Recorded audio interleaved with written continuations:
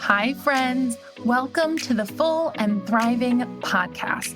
I'm your host, Meg McCabe, and if you're here, it means you're ready for some aha moments that will inspire you to create a more vibrant, authentic life that's full of joyful moments, deeper connections, inner peace, and courageous action towards your dreams.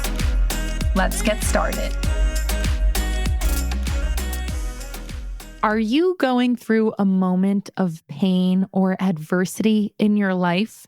Maybe it's a loss, a breakup, an injury, a death, mental illness, or something else. Do you hope to one day turn the pain you're currently experiencing into something meaningful and maybe even make the world a better place because of it?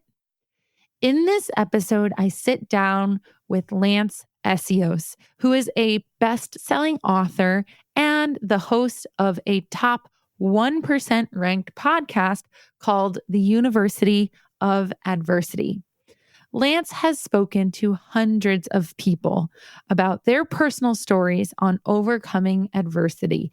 And today, he'll be sharing with us his story on the show, along with his wisdom and advice on how to turn your moments of adversity into your purpose. And with that, I hope you enjoy this episode of Full and Thriving. Hello, Lance. How are you today? Hey, so good. So good. How are you? I'm doing great. I'm so excited to have you on the show today. It is awesome to have you here. You told me you're in Mexico. Are you visiting or are you living there at the moment?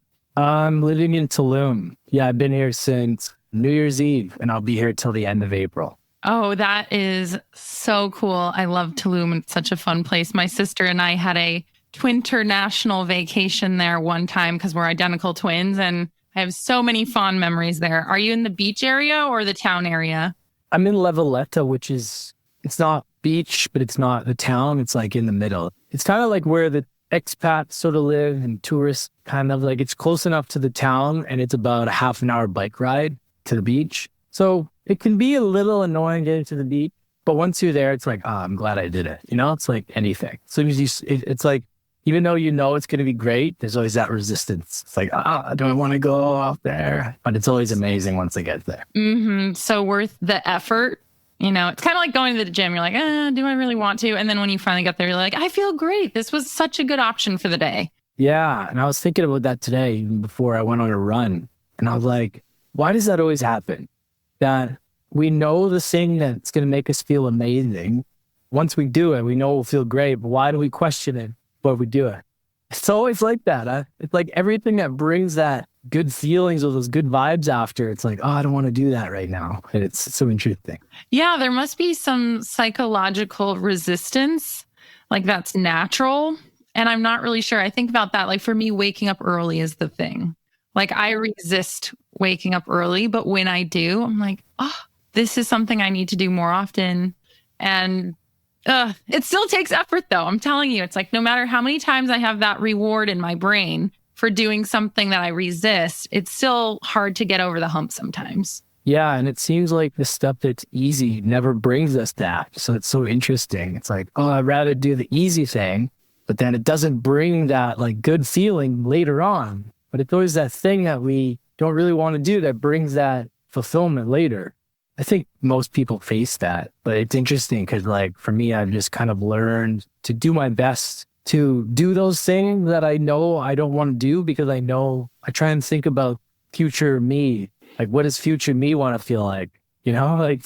Yes. So funny you bring that up because I have this alarm clock on my phone that's earlier than when I usually like to wake up. And the title is Future You Will Thank You. Oh, it's so good. So important. Because like, isn't that really the point? It's like, don't we want like tomorrow, future you to be happy with what we chose now? It's like, even when you don't get up and don't make the bed, like, I don't need to make the bed. Who cares? But when you do, later on, you go to bed and you're like, I'm so glad I made the bed. I'm so glad I did that. Yes, you have to navigate with future you in mind always. And that's so hard to do. But I feel like once I get a little whiff of her, like I'm like, future me exists. then I'm much more motivated to put myself out there, do something I'm less comfortable with. And I feel like that kind of ties into what we're talking about today in a way, which is facing adversity. I know that you're an expert in the adversity space.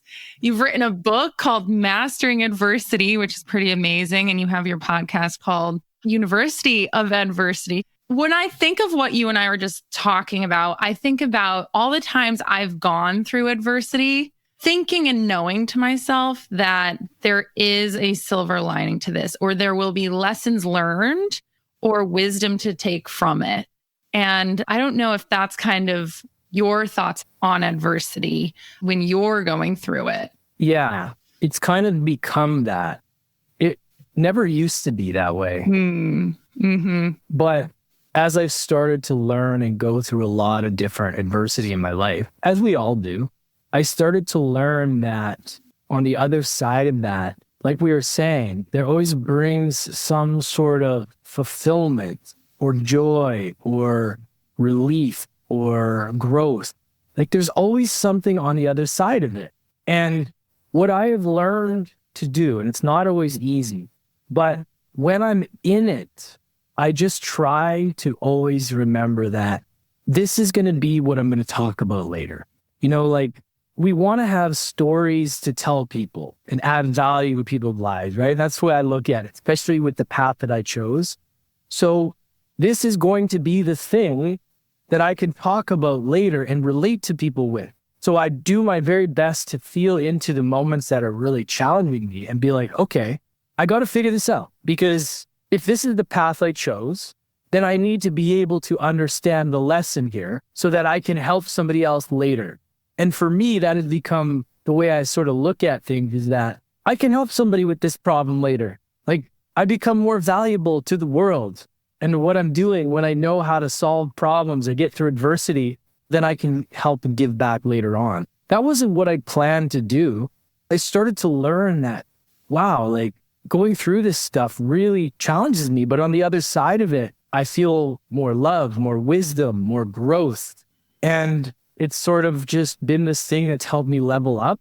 And what I've noticed is every time I level up to a different part of my life, then I'm met with the same resistance or the same adversity to test me to see if that's where I'm at, if that's true. So yeah, it's really interesting. And I found it's been a very important part of my life. Mm-hmm.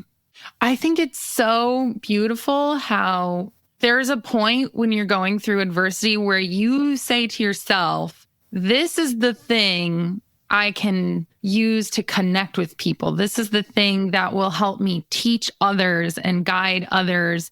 And I remember thinking that to myself sometimes on a less conscious level than the way you articulated. But when I was really young, going through those moments and being like, this is going to be something that defines me. And I want it to be something that I take wisdom from and the ability to help others from, which is why I became an eating disorder recovery coach, right? So I remember feeling like I'm going through this and I know I'm going to use it to make the world a better place.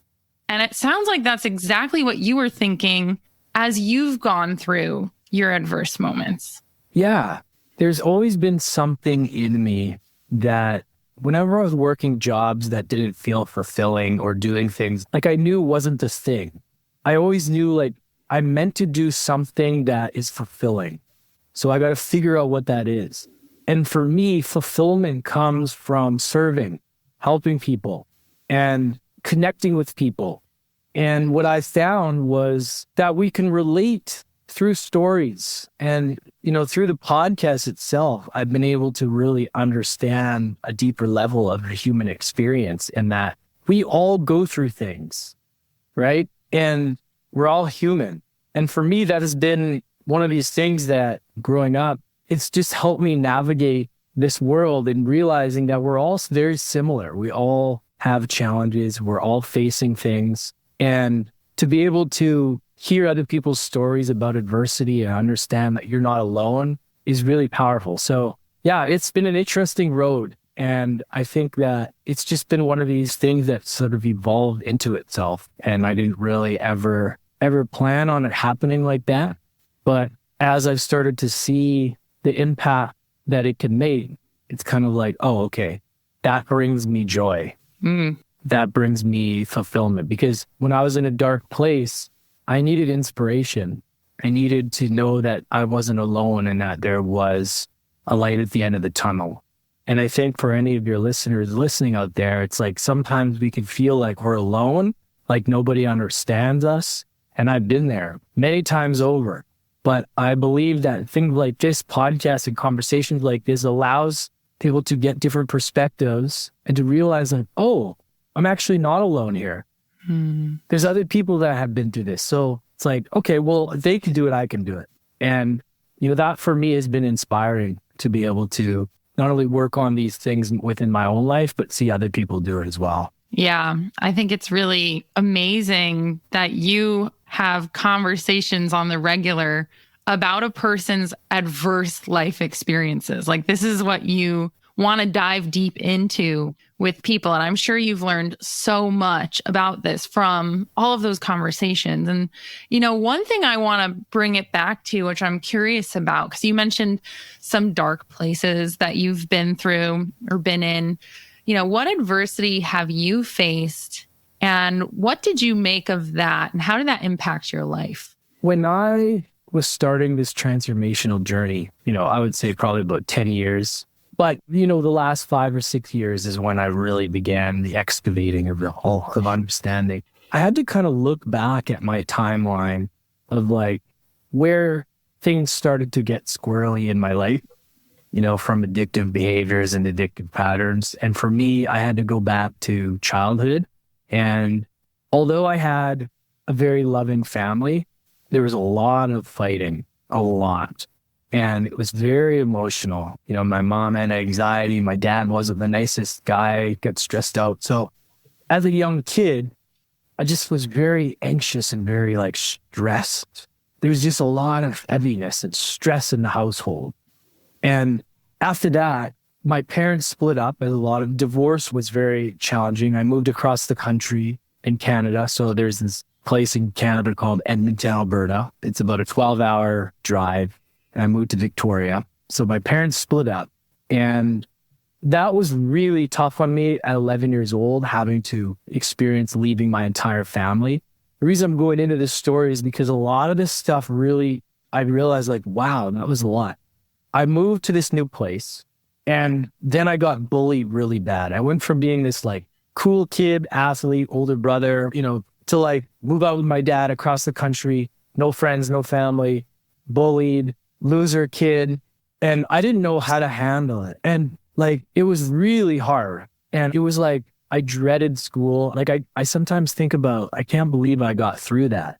And then at the same time, my dad met a woman with 4 kids, which was a whole other stepmother from hell story. So there was all of this missing my family, getting bullied, and then this new crazy stepmom. So my teenage years were just an absolute mess. And I'm surprised that I'm here today to be able to talk about this because I could have easily went down the other road and completely, and I did go up and down a lot. And so at the time, I was a teenager and I was playing hockey. I was a very good hockey player. That was my only outlet that could really help me get out of that heaviness. There was so much heaviness in my life.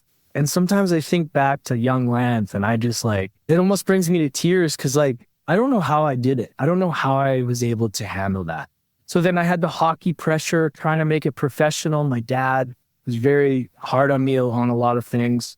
And I got really into drinking, really into escaping. I discovered alcohol and it became this thing that allowed me to hide. It allowed me to create this new identity. I was oh, I feel really relaxed.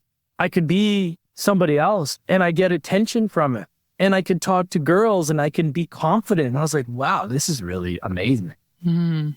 And alcohol started to do this thing and mixing that in with trying to make it in sports to try and become a professional hockey player, it didn't really mix. And my priorities got out of whack. So my hockey career ended up going down the toilet. And then I was stuck with who am I after sports? Who am I when I'm not an athlete? And I went through a really dark time and a lot of drugs, addiction, alcohol, drugs, partying. Like, I'm so grateful to be alive today that I made it through that, because there's a lot of people that do a lot less that don't make it out. But that's where I kind of knew, like, okay, I'm meant to be here. I just don't know why. So I tried a lot of different things.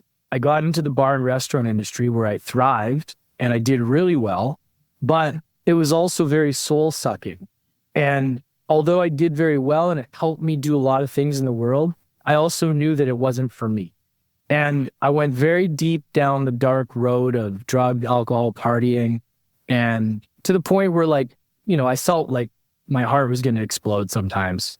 So I was really like a really, really dark place in 2016 in Australia, and I was living there. Then the next big thing happened where my younger brother committed suicide. He was 18. And then within a year and a bit, my dad got cancer and died instantly, like within days. So Wow. there was a lot of unpacking. There's a lot of stuff that went on, a lot of trauma, a lot of, you name it, right? There's all kinds of stuff there. So for me, trying to navigate childhood, teenage years, trying to be a pro athlete, trying to navigate that, life after sports, losing a brother, losing a dad, it was tough, right? It was tough. Even telling the story, because I feel like it was a different lifetime ago.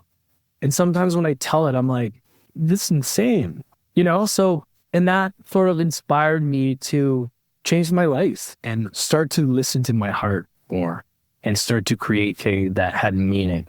And that's kind of how this journey all started into the podcast and everything else. So. Wow. Yeah. Thank you so much for sharing that. And I'm so sorry to hear about those losses. That sounds terrible, like a horrible experience. And I think the phrase that you said that sticks out to me the most is you started listening to your heart. Yeah. And it makes me sad that people sometimes have to go through something terrifying and heartbreaking and world shattering, earth shattering to finally start listening to their heart. Yeah. And I'm curious, how did you tap into your heart? Like, what was it saying to you in that moment? Yeah, it's a great question. If I could think back to what really moved the needle the most was when I went completely sober in 2017. I gave up alcohol for the whole year, which led to me not wanting to work in the bars anymore because I was sober and I was like, I just don't want to do this anymore. So I started to go deep into personal development. I started to learn from Tony Robbins. I remember reading a book called Tools of the Titans, Tim Ferriss, all these people that had these great tools that could kind of just help you connect to yourself better, right? I started to pick up practicing gratitude, practicing journaling, practicing meditation, swapping poor habits for a better one, minor changes. When I started to just change those habits, when I started to really go inward, even practicing gratitude to this day, like I cannot stress it enough how much my reality in front of me changed when I focused on what I have versus what I don't have. And when I started to do these practices, I just started to feel different. And I started to be like, oh, this feels good. This is it. And that's when I started to realize my intuition is my heart, is my connection to God. And I didn't realize that at the time. And I came from a place where I grew up in a religious situation. I fought against religion. I didn't want anything to do with it. Now I've come around full circle and I've realized, okay, well, I personally believe God, believe intuition, heart, all of it is all connected to your heart. So I started to feel that the difference between the ego, who we think we are, and the soul, who we really are, the heart, right? And I just started to feel into the sensations of like what actually felt good and what actually didn't feel good.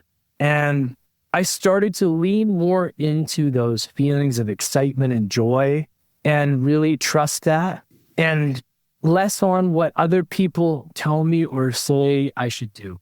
And this is one thing that I can give myself credit for in my life, is that I've always really listened to the whisper, not always in the smartest decisions of choosing drugs and alcohol, but the big vision, the big picture of like, choosing the thing that may not make sense to everybody, but it feels good to my heart.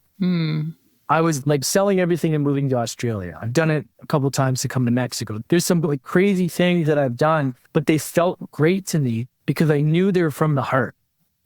And even though it didn't make a lot of logical sense, I knew that I trust this feeling.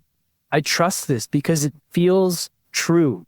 It's not like this weird projection of somebody else is having on me, right? And your truth is your heart. And I realized you're either living in truth or you're living out someone else's story or projection of what they think that is. And I've really had to figure out what is true to me. What is actually true? Yeah. Right? Like how many of us actually ask that question? Like what is true to me? And this comes back to the heart, like opening your heart. Like when your heart is open and you feel joy and love, like that is the zone that I want to be in. So whatever makes me feel that, I've been in the darkness, I've been in the pain, and I don't want to be there. Like I want to do the things that bring me joy and love. And sometimes we have to alchemize that darkness into the light to realize it. But that's kind of been the thing. It's like figuring out what opens my heart, what keeps it open, and what allows me to actually feel like this is the right decision for me. And it's not always easy. It takes disconnecting from social media. It takes going inward. It takes doing breath work. It takes journaling. It takes disconnection from all the stuff around to really get clear inside. And that relationship to God, to source, whatever it is you believe in. And I believe that when you can get quiet and you can build that relationship, then you start to realize, what's actually from your heart and what's not. So I feel like it's a journey that just keeps evolving. And that's for me, what's worked so far. Yeah. Wow. I'm really curious, just real quick, what are some of the things that keep your heart open that you've discovered? Yeah. So it's a good question as well. Like I recommend people reading the book. I don't know. Have you read The Untethered Soul? I have not. No. Okay. Michael Singer, The Untethered Soul is like amazing. It's doing things that bring you joy. I mean, it could be that simple, right? And I know that may sound cliche, and I would have laughed at myself saying that 5 years ago, 10 years ago, like, oh, shut up. Like, that's what it is. It's like, what brings you joy? Like, not temporary dopamine hit, but like, what actually makes you feel alive? What actually makes you feel good, And for me, what brings that is honoring the things that are in alignment with my truth. And when I don't show up for myself, when I don't do the things that I say I'm going to do, I don't want to shame myself or feel bad, but I want to also look at, okay, I know that when I do these things, it doesn't make me feel that great. But I know when I do these things and make these choices, I feel great. So I'm going to make less choices on those things and choose more of these things because I know what it brings. And is it perfect? No. But like we said earlier about getting up early, like I'm the same. Every time I get up at 5:30, I'm like, my whole life is easier today. Everything is easier. I feel dialed in. I got my routine down. I feel ahead of the game. Why don't I do it every day? Why at 9 or 10 p.m. do I start to do things that are going to wreck my sleep, that I don't want to go to bed early? It's like, why is that? And like, when I realize the things like that, and I start to really do them and commit to them, I start to feel more joy and more happy. And it's kind of like, okay, you're in alignment. Yeah. And figuring out how to do your best in this crazy world we're in right now to keep things in check that are in alignment to you, that feel good, do more of those things. And for me, it's like taking inventory of what those things are. What brings me joy? Like what actually makes me happy? Like if you want to turn on, Seinfeld and have a laugh or comedy, like that's okay. That's great. Like you don't always have to be grinding and feel like you got to like hit your head against the wall. Like that's where I think a lot of people really don't understand is that there's a lot of magic in the simple, joyful things that make you laugh, right? Yeah. And that's what I've learned. I'm like, we don't have to overthink this stuff. It's like, what do you love to do? Do you want to go outside for a walk? Great. That's going to make you feel better. Do it. So I completely agree with everything that you're saying here, but I can hear some listeners saying, what about practicality? What about paying the bills? What about all these things that I'm stuck doing? How am I supposed to follow my joy when I have 2 kids and a rough marriage and, all these things happening in my life? How do those people start to listen to their joy and live freely in the way that you've been able to do? Well, I'm going to say, and that's great because this isn't my default. I come from a very scarcity, negative background in my family. I don't want to say that as a bad thing, but it is what it is. Even when I go visit my mom, it's always that's not practice. That's not going to this and that. She's gotten better with it. But that is what I have been hearing my whole life. And I have decided that, okay, that may be true, but that doesn't work for me anymore. So I want to choose the other thing and listen to the people that aren't going through that. And so here's what I would say. I would say things aren't going to happen overnight, right? There's obviously commitments and life is hard sometimes. It really is. But at the end of the day, I believe that if you can choose 1 or 2 things that you can do daily, first of all, understand what it is you want. You have to know what it is you want. And then you have to understand, well, what are the things that I can do to do that thing every day? If you want to change, you at least have to have an idea of where you want to go. And then you have to kind of reverse engineer it and say, well, what one step can I take, even though I'm busy, even though I got stress, to go cast the vote into that direction, into that place. And everybody has different commitments and stress and things going on. So it's about having self-awareness on where you're at and then controlling what you can control. Mm-hmm. Right? You can't control a lot of the things going on, but you can control the behaviors, right? You can control, what time you get up, what you watch, what you eat, who you associate with, what you consume in all these different areas. It's not just about what you eat. It's whose information are you taking in? What are you watching at night? Sometimes it's about getting rid of some stuff versus adding more stuff in. And I don't have all the answers. For me, I only know what works for me. And for me, it's just breaking it down, simplifying it to, okay, what is the simplest habits that I can take daily that are going to get me toward that? And that's it. And eventually, focusing on those habits will start to slowly change the direction. But a lot of people won't even take the first step. They'll get overwhelmed by the amount of how long things take or the stories of other people about this doesn't work, I have this and I have that. There's so much energy put into why it won't work, why it doesn't work, versus maybe it will. Maybe it will. Have I tried it? Have I decided to maybe try it to do different things? And like I said, it's not going to happen overnight, but it just comes down to choices. Control what you can control and let go of what you can't. That's what I've had to tell myself time after time after time. When I feel overwhelmed or I feel things aren't working out, I just have to break it down to the basic. Okay, that's it. What can I control right now? What can I do? What can I do right this second? Oh, well, maybe I can drink some water. Maybe I'm dehydrated. It could make me feel a little bit better. Maybe I can go for a run. What is something that I can do this second to change how I'm feeling in the moment? And that's different for everybody, right? That's what I would say. Yeah. It's not easy, but it's also not overly complicated if you just break it down into simple steps. Mm-hmm. So you've had over 400 podcast episodes on this topic. So I assume you've spoken to at least 400 people or more on adversity. And, we kind of mentioned that there's different ways you can face your challenges. You can focus on what's working and what you can change and what's in your control, or you just don't do that, right? And so what would you say is the main difference between, all the people you've talked to, the people who turn their adversity into power versus the people who don't? What would you say are the main differences between those two groups of people? The difference between the people that kind of turn adversity into opportunity, let's say, are the people that just believe in opportunity more than not. That's it. And they believe in empowerment versus disempowerment, right? They believe in the victor versus the victim. Real simple stuff. It's hard sometimes, but these people aren't any different.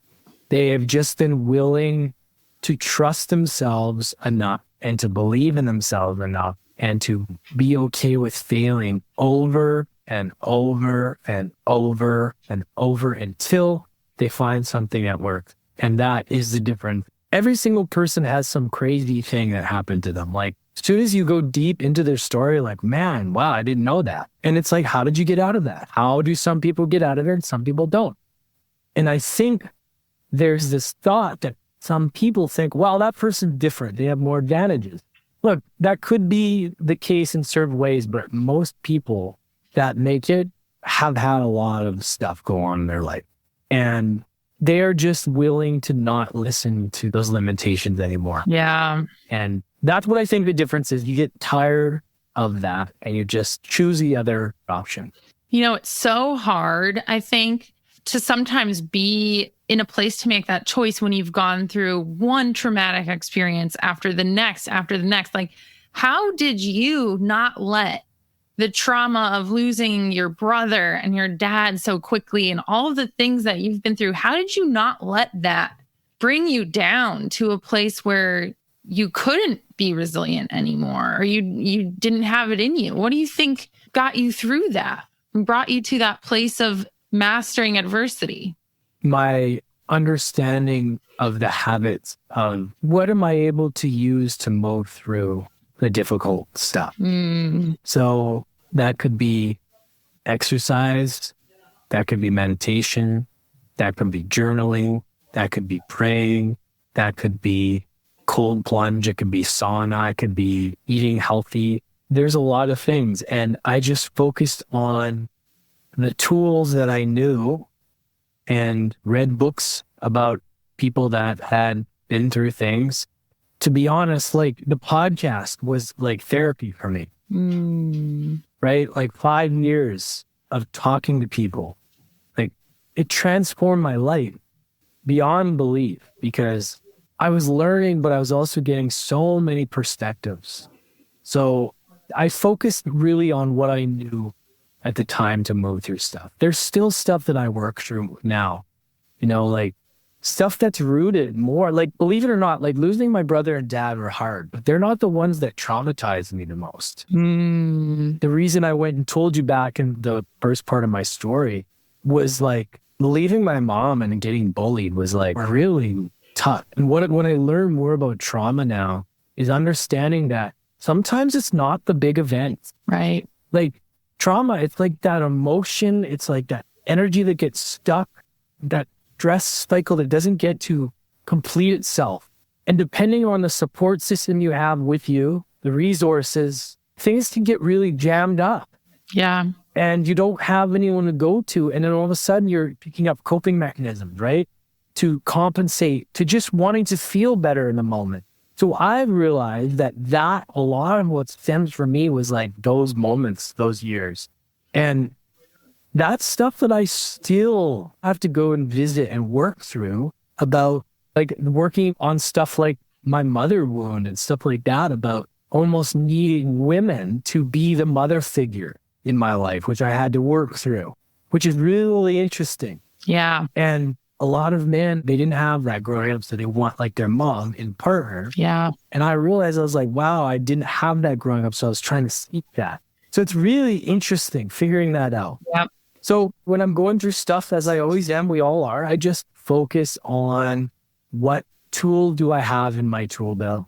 When I'm feeling low frequency, low down, how can I sit with it and feel it, acknowledge it, but not get stuck in it? Allow it to feel, allow it to be heard, not medicate myself with alcohol and drugs and whatever else, and really trust the feeling, but not allow myself to just become that, just to hear it, feel it, and then do something that's going to make me feel better. That's really been it. Well, I feel like you've been even helpful for me just to remind me of how useful the small daily actions really are, right? And I'm really looking forward to looking at my day and thinking about what are some of the small things I can bring back in to help me feel better when I wake up in the morning, to help me feel more alive and more excited. So thank you so much for reminding me about those small changes having such a huge impact on your mental transformation. My one question for you before I let you go today, what wisdom do you have to share or advice do you have for folks who are currently going through something really difficult? If you are currently going through something difficult, just keep going because you will get out of it. You will learn from it. You will grow from it. And you may not see it now, but you will be grateful for it because it'll help shape who you become. And you'll be able to hopefully help somebody else that may be going through the same thing. So I like to say, if you're in the shit, just keep going. Trust, it's all going to work out eventually. And again, focus on what you can control, let go of what you can't, and just keep going and trust that it'll all work out. Mm-hmm. Beautiful. It's like we came full circle, bringing it back to that idea of being able to use that adversity to help others one day and just getting through it so that your future self can evolve into someone greater. So thank you so much, Lance, for joining me today. I know the listeners are going to have so much to take away from this episode, and I really appreciate your vulnerability and sharing your story and all of the lessons that you were able to take away from that today. Oh, Meg, thank you so much. This was great. And yeah, I hope everybody enjoyed it. It's important to go deep and share. And yeah, it was an absolute pleasure. Awesome. All right. Well, take care, Lance. Thanks so much. All right. That concludes this week's episode of the Full and Thriving podcast. Thank you so much for taking the time to listen to this episode of the show. When you have a moment, please head on over to Instagram and follow my recovery coaching account at Meg_McCabe to stay up to date on everything I'm doing in recovery land. And if you're feeling extra inspired, please send me a direct message to let me know how this podcast has impacted your life. I'd love to hear your feedback. Thanks again for listening, and I'll see you next week.